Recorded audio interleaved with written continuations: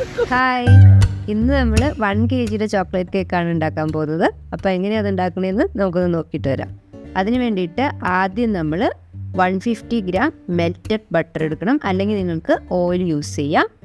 അതിൻ്റെ കൂടെ 200 gram powdered sugar ഇട്ട് കൊടുക്കാം. ഇത് രണ്ടും കൂടെ നന്നായിട്ട് മിക്സ് ചെയ്യണം. നന്നായി മിക്സായി വന്നു കഴിഞ്ഞാൽ അതിനകത്തേക്ക് 4 എഗ് ഇട്ട് കൊടുക്കാം. ആ മുട്ട 4 കൂടെ 200 ഗ്രാം വരുന്നുണ്ടെന്ന് ഉറപ്പ് വരുത്തണം.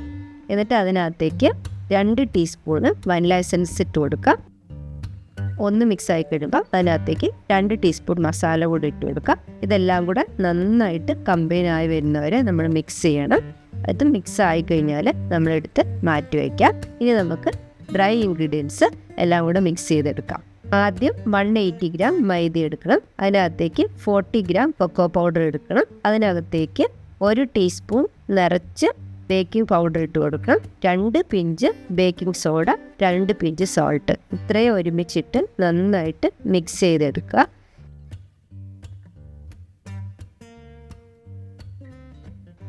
ഇനി നമുക്ക് നമ്മുടെ വെറ്റ് ഇൻഗ്രീഡിയൻസിനകത്തേക്ക് ഡ്രൈ ഇൻഗ്രീഡിയൻസ് ഇട്ട് കൊടുക്കാം.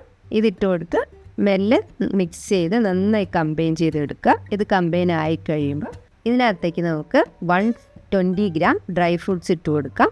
ഈ ഡ്രൈ ഫ്രൂട്ട്സ് വേണമെങ്കിൽ നമ്മുടെ ഡ്രൈ ഇൻഗ്രീഡിയൻസിനകത്ത് ആദ്യം മിക്സ് ചെയ്ത് അതിൻ്റെ കൂട്ടത്തിൽ ഇട്ട് കൊടുക്കുക.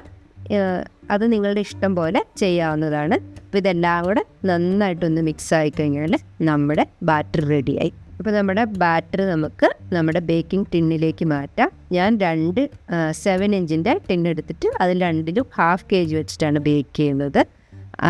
ഒരുമിച്ച് 1 kg ബേക്ക് ചെയ്യുന്നതെങ്കിൽ 8 ഇഞ്ചിൻ്റെ ടിന്നെടുത്തിട്ട് അതിനകത്തേക്ക് നമുക്ക് ബേക്ക് ചെയ്തെടുക്കാവുന്നതാണ്. അപ്പോൾ നമുക്ക് ഇത് ഇനി ബേക്ക് ചെയ്യാൻ വേണ്ടിയിട്ട് 30 to 35 മിനിറ്റ്സാണ് എടുക്കുന്നത്.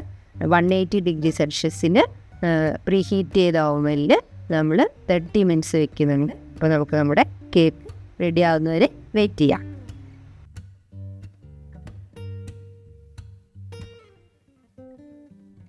അപ്പോൾ നമ്മുടെ കേക്ക് നല്ല പെർഫെക്റ്റ്ലി റെഡി ആയിട്ടുണ്ട്. ഇത് എടുത്ത ഉടനെ നമ്മൾ എന്ത് ആൽക്കഹോളാണോ ഉപയോഗിക്കുന്നത് അത് വെച്ച് ഫീഡ് ചെയ്യുന്നുണ്ട്. ആദ്യത്തെ ഫീഡിങ് ആണത്. രണ്ടാമത്തെ ഫീഡിങ് നമ്മൾ ഡിമോൾഡ് ചെയ്യുന്ന സമയത്ത് ചെയ്യുന്നതായിരിക്കും. എന്നിട്ട് നമ്മൾ എയർ ടൈറ്റ് ആയിട്ട് ക്ലിംഗ് റാപ്പിൽ റാപ്പ് ചെയ്ത് ബോക്സിൽ ഇട്ട് വെച്ച് നമുക്ക് ആവശ്യമുള്ളപ്പം എടുത്ത് യൂസ് ചെയ്യാം. അപ്പോൾ ഞാൻ അടുത്ത കേക്കുമായിട്ട് വരുന്നവരെ ബൈ.